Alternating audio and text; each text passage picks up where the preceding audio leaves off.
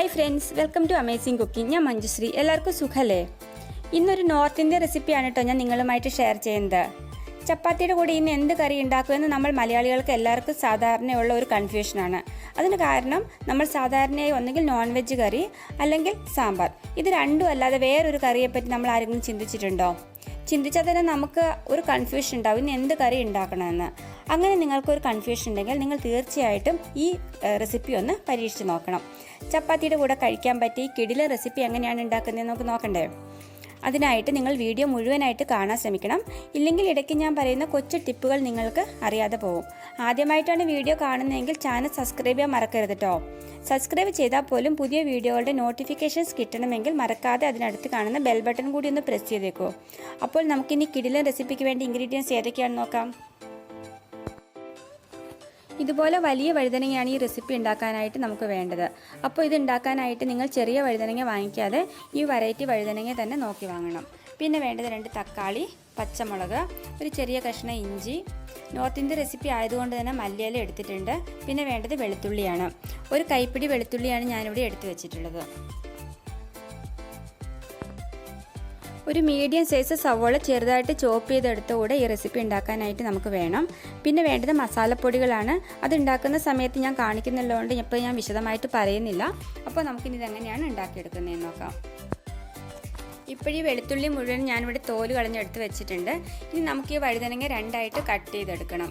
ഇത് middle വശത്തോടെ 2ആയിട്ട് cut ചെയ്തെടുക്കുക. വഴുതനങ്ങയുടെ ഞെടുപ്പ് വരുന്ന വശം വരെ എത്തുമ്പോൾ കട്ട് ചെയ്യണം, നിർത്തണം. 2ആയിട്ട് കട്ട് ചെയ്തതിനെ മാറ്റിയെടുക്കാൻ പാടില്ല കേട്ടോ. എന്നിട്ടിങ്ങനെ അകത്തേക്ക് നമ്മൾ എടുത്ത് വെച്ചുള്ള കത്തി കൊണ്ട് നന്നായിട്ട് വരഞ്ഞു കൊടുക്കുക.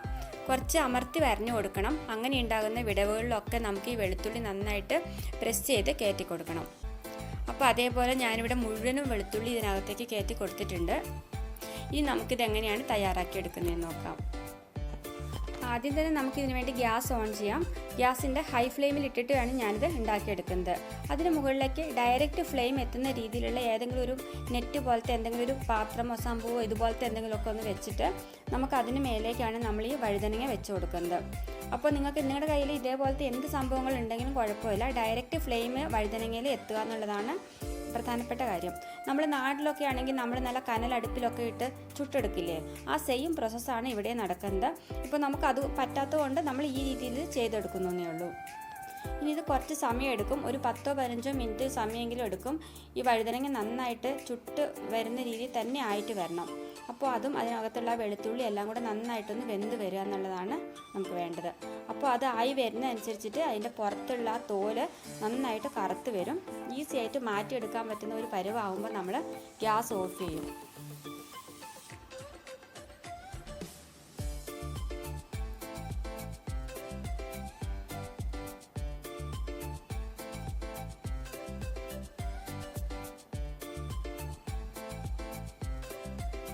ഇപ്പോൾ നിങ്ങൾക്ക് കണ്ടാൽ മനസ്സിലാവുന്നുണ്ടാവും ഏകദേശം ഇതിൻ്റെ പുറത്തൊക്കെ സ്കിന്നൊക്കെ നന്നായിട്ട് കറുത്തിട്ട് വരുന്നുണ്ട്, വിട്ടെടുക്കുന്ന രീതിയിൽ വരുന്നുണ്ട്. അപ്പോൾ നമുക്ക് ഗ്യാസ് ഓഫ് ചെയ്യാം. ഇനി ഒന്ന് തണുത്ത് വരട്ടെ. ഇപ്പോൾ കുറച്ച് സമയം കഴിഞ്ഞിട്ടുണ്ട്. വഴുതനങ്ങ നന്നായിട്ടൊന്ന് തണുത്തിട്ടുണ്ട്. അപ്പോൾ ഇതിൻ്റെ തോല് നമുക്കൊന്ന് മാറ്റിയെടുക്കാം. വളരെ ഈസി ആയിട്ട് നമുക്ക് തോല് മാറ്റിയെടുക്കാൻ സാധിക്കുന്നുണ്ട്.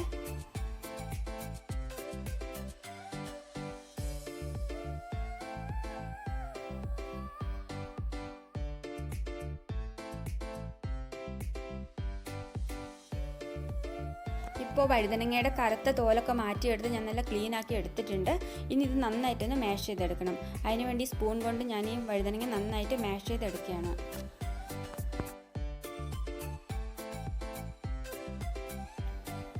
ഇപ്പോൾ വഴുതനങ്ങ ഞാൻ നന്നായിട്ട് മാഷ് ചെയ്തെടുത്തിട്ടുണ്ട്. ഇനി ഇതെങ്ങനെയാണ് ഉണ്ടാക്കിയെടുക്കുന്നതെന്ന് നോക്കാം. പാനിപ്പോൾ നന്നായി ചൂടായി വന്നിട്ടുണ്ട്. അതിലേക്ക് 2 ടീസ്പൂൺ കുക്കിംഗ് ഓയിൽ ചേർത്ത് കൊടുത്തിട്ടുണ്ട്. അതിലേക്ക് 1 ടീസ്പൂൺ നല്ല ജീരകം ചേർത്ത് കൊടുത്തു. നല്ല ജീരകം നന്നായിട്ട് പൊട്ടി വരുമ്പോഴാണ് നമ്മൾ ചോപ്പ് ചെയ്ത് വെച്ചിട്ടുള്ള സവോള ചേർത്ത് കൊടുക്കേണ്ടത്. ഈ സവോളയുടെ പച്ച ടേസ്റ്റ് മാറുന്ന വരെ നമുക്ക് ഇതൊന്ന് മിക്സ് ചെയ്ത് കൊടുക്കണം. ആ റോ ടേസ്റ്റൊക്കെ മാറിയിട്ട് നന്നായിട്ടൊന്ന് വഴണ്ട് വരുന്ന സമയത്താണ് നമ്മൾ ഇതിനാവശ്യമായിട്ടുള്ള മസാലപ്പൊടികൾ ചേർത്ത് കൊടുക്കേണ്ടത്.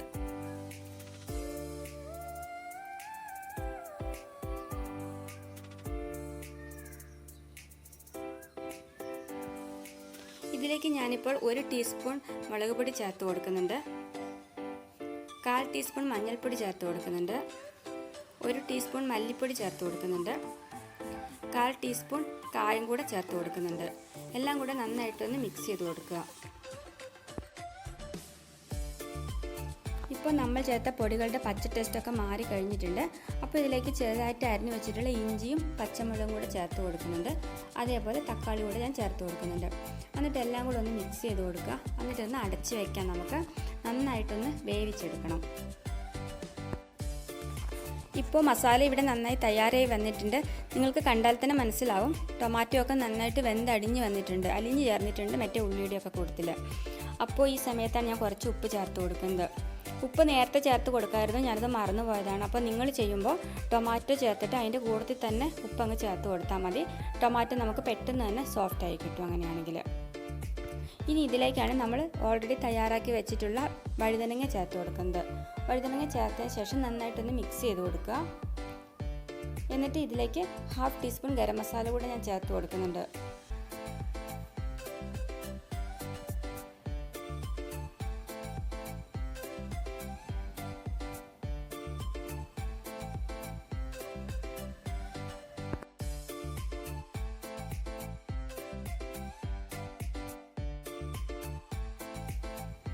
കുറച്ച് മല്ലിയില ചോപ്പ് ചെയ്ത് കൂടെ ഞാൻ ഇതിന് മുകളിലേക്കൊന്ന് വിതറി കൊടുക്കുന്നുണ്ട്.